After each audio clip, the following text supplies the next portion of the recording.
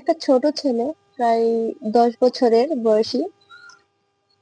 সে এক সময় একটা অনাথ আশ্রমে বড় হচ্ছিল। তো সে এক সময় ভাবতো যে সে যদি আকাশে উঠতে পারতো, কারণ সে বন্দি খাঁচার মধ্যে বড় বড় পাখিকে উড়ে বেড়াতে দেখছে। সেই জন্য তার খুব ইচ্ছা ছিল সে যদি উড়তে পারতো আকাশে। তো একদিন সে ভাবনা করতে করতে একটা নদীর তীরে এসে পৌঁছালো। এসে দেখে ছোট একটি ছেলে, তার থেকে অনেক কম বয়সী।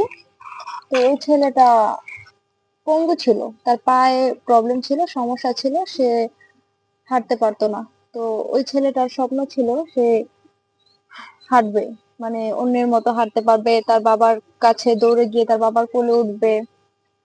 তো ওই ছেলেটা ওখানে বালু দিয়ে খেলছিল, পাখি বানাচ্ছিল, ঘরবাড়ি বানাচ্ছিল।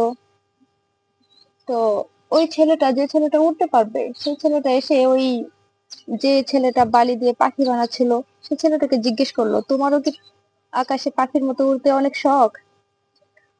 ওই ছেলেটি বলল, না, আমার ওই শখ নাই। আমার হচ্ছে, আমি যদি তোমাদের মতো দৌড়াতে পারতাম, তোমাদের মতো হাঁটতে পারতাম, আমার বাবার কোলে গিয়ে বাবা বলে জড়িয়ে ধরতে পারতাম, কোলে উঠতে পারতাম দৌড়ে, অনেক ভালো হতো। তো এই কথা শুনে যে ছেলেটা উঠতে পারতো, সেই ছেলেটা খুব কষ্ট পেল।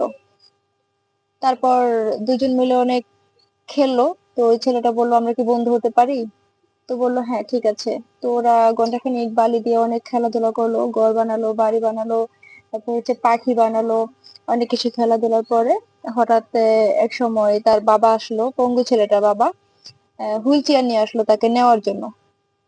তো যে ছেলেটা উঠতে পারবে, সেই ছেলেটা তার বাবাকে কানে কানে একটা কিছু বললো। বলার পর তার বাবা বললো, ঠিক আছে, আমার কোনো আপত্তি নেই। এটা বলার পর ওই ছেলেটা বলল যে, তুমি আমার পিঠে উঠো, ঘুরে দাঁড়িয়ে বললো, তুমি আমার পিঠে উঠো। তো ওই প্রতিবন্ধী ছেলেটা, ওই উঠতে পারা ছেলেটা, উঠতে চাওয়া ছেলেটার পিঠে উঠে বসলো। তারপর ওই ছেলেটা ওকে নিয়ে দৌড়াতে লাগলো নদীর পাশে। ওদের দৌড়াতে ওদের দৌড়ানো দেখে এই যে নদীর যে বাতাস গুলো আসে না, ওদেরকে ধোলা দিচ্ছিল। দুজনেরই খুব ভালো লাগতেছিল। ওই পিঠে বসা ছেলেটা, পঙ্গু ছেলেটা, এত পরিমাণে খুশি হয়েছিল যে সে চিল্লায়া চিল্লায়া, মানে চিৎকার করে বলতেছিল যে, বাবা আমি উড়ছি, বাবা আমি উড়ছি, উড়ছি বাবা আমি উড়ছি। যে ছেলেটা তাকে দৌড়ে নিয়ে যাচ্ছিল, সে অন্যের স্বপ্ন পূরণ করলো। অন্যের স্বপ্ন পূরণ করে সে অনেক খুশি হলো, নিজেও অনেক খুশি হলো। তাই আমরা সবাই অন্যের স্বপ্ন পূরণ করাতেই খুশি থাকবো। তাহলে আমাদের নিজের স্বপ্নগুলো আপনি আপনি পূরণ হয়ে যাবে।